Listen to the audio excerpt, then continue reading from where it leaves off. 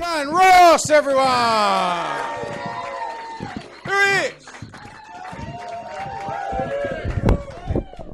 So yeah, disclaimer, I am also from the West Midlands. So yeah, I'm from a lovely part of the world called Warsaw.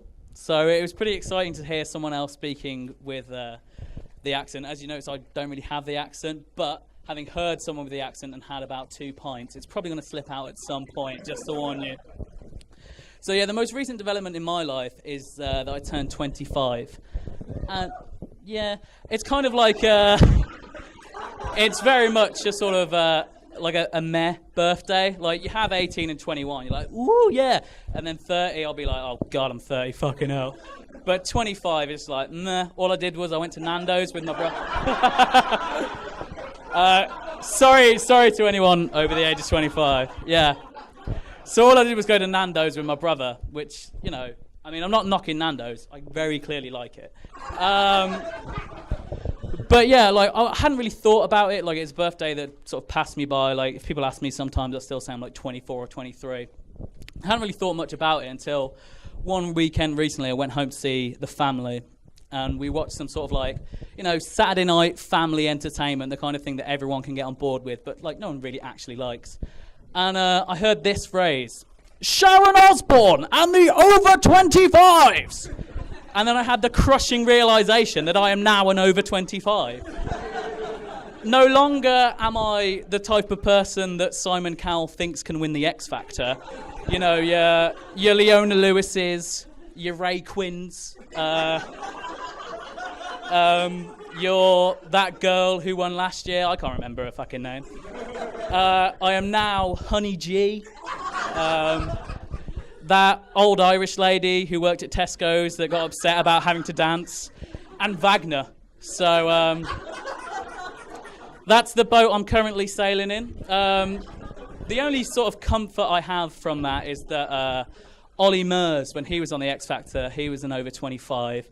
And it's sort of it's a disheartening point in your life when you're like gaining comfort from Ollie Murs with his semi-successful pop career. But that's the boat I'm currently in. So yeah, being 25, I'm sort of having a midlife crisis. And you might say, 25 is a bit young to have a midlife crisis, but based on my dietary and lifestyle choices, 25 is fucking generous to be having a midlife crisis. So I've been sort of, you know, looking back and reminiscing about my favourite ages. And I think my favourite period of life was between 15 and 17.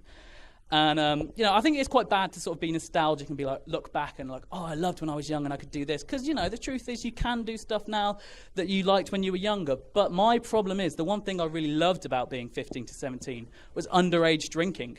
And I can't do that anymore. I just get given booze. But, like, the fun of being that age and trying to get booze illegally, it was like fucking espionage. It was amazing. Like, my tactic when I was going in to buy beer to drink in the park, because I'm a fucking classy guy, was I'd go into, you know, your bargain booze, your Threshers, et al. And I'd put the cans on the counter, normally of Carling. You know, it's very, very top-notch beer. You know, like now, being a like mid-20-something person living in London, I'm all about craft ale, as every other fucker is. But like back then, I was just drinking Carling, Stella, you know, the classics. So I'd put the beers on the counter, and the server would be like, have you got any ID? And then I'd be like, now's the time to act. Now's the time to put my skills to test. So I do this.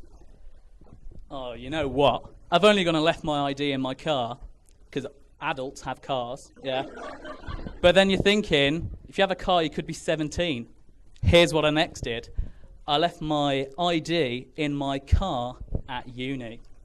Because you've got to be 18 to go to uni. And then they just sort of, I'd do that and stand there all confident, and then they just say, yeah, get out. So, didn't really work.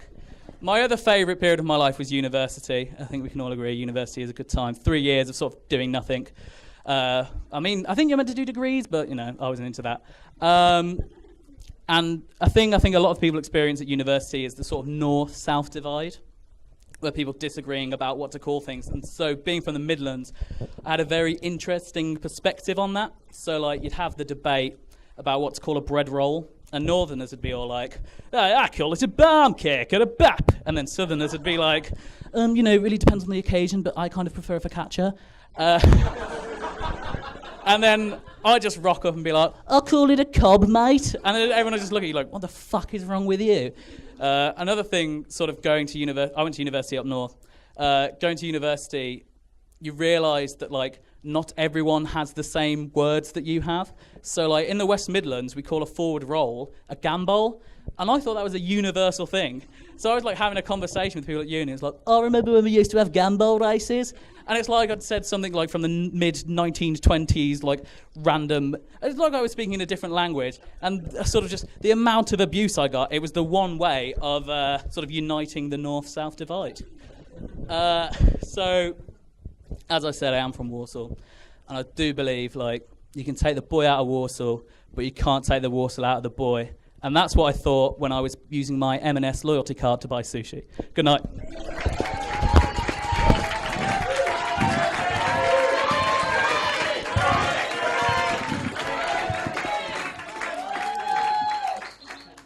He's over 25. He's old enough to buy his own.